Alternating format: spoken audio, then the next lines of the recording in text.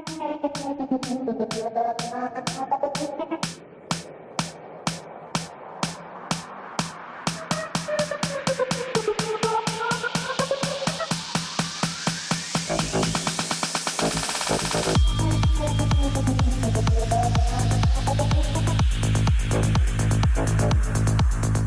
back to my car cave. Up next I have the 2024 Minichamps HAAS F1 team car from Minichamps. This is the general or generic version.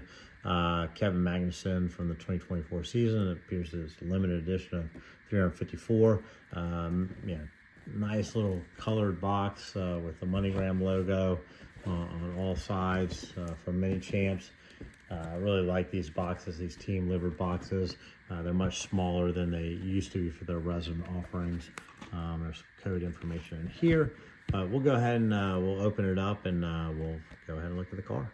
Okay, before we look at the model, let's go ahead and talk briefly about the race history of the 2024 HAAS VF-24.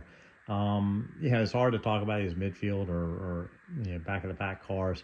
HAAS did improve from 2023, where they finished dead last in 10th place up to 7th in 2024. That said, neither Kevin Magnussen nor Nico Hülkenberg would be returning for the 2025 season. Instead, HAAS would choose to replace them with Ollie Behrman, who's coming out of the Ferrari Driver Academy and raced not only for Ferrari in 2024 on occasion, he also made a few appearances in the HAAS as well. And then Esteban Ocon will be leaving the Alpine team and coming over to HAAS for 2025. Nico Hülkenberg will transfer over to the Stake F1 team, while Kevin Magnussen is finally hanging up his helmet to pursue, hopefully, endurance racing like his father. I can't recall how many seasons, maybe 10 plus F1 seasons. He had an interesting return to HAAS after a brief departure. 2022 was certainly an interesting year for them, but 2024 was nothing super exciting for them, but again, finishing 7th in the championship was an improvement over 2022. So let's go ahead and look at the model directly.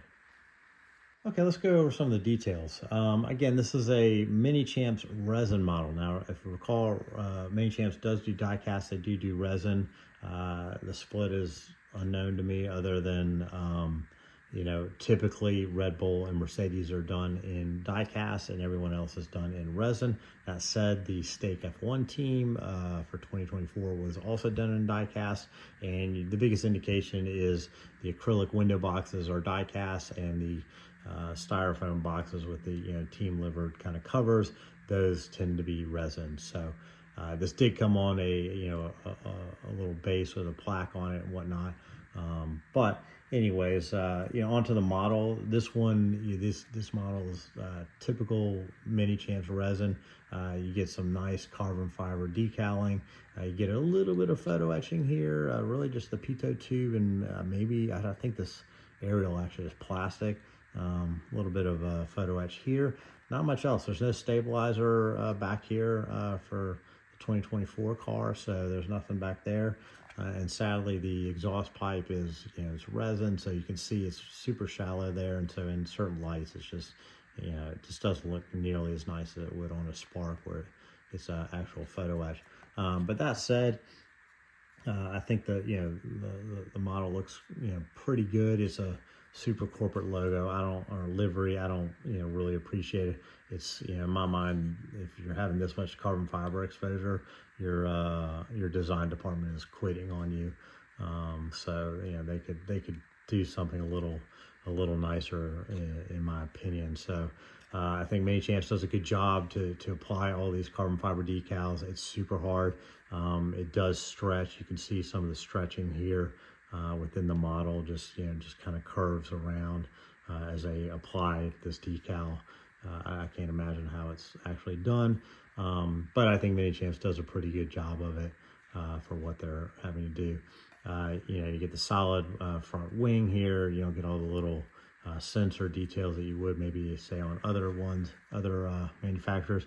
You do get some nice carbon fiber decaling on the pitot tube here, and inside the cockpit you get kind of a plastic, I think, instead of a photo etch seatbelt, you get a plastic one with a decaled seatbelt. That said, the helmet comes with my favorite feature, which is the reflective visor. Although on this particular one, I'm not sure I like the purple. Maybe it's just because it's against all these other kind of monotone whites and grays and red. So anyways, but I do like Magnussen's helmet. It's a little different than what he normally runs, so it's kind of interesting. It has a, I don't know, Asian vibe to it for me, but I don't know what inspired it, to be honest.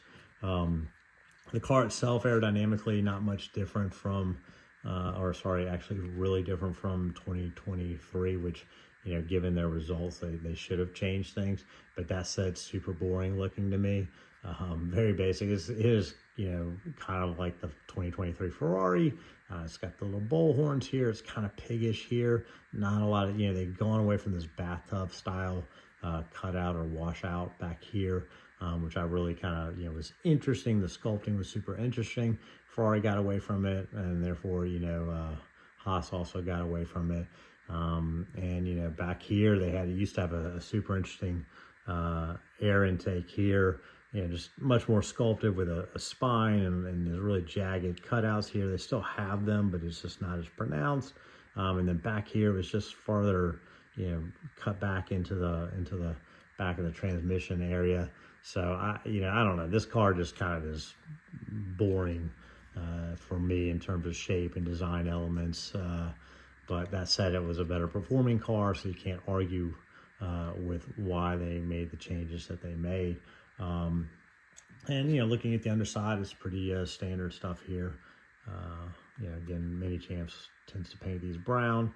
That's not necessarily accurate, but it is different than, say, what Spark does. Got a lot of these little flip outs here for directing the air underneath the car back out and around the rear wings. Nice little gills here, or heating vents.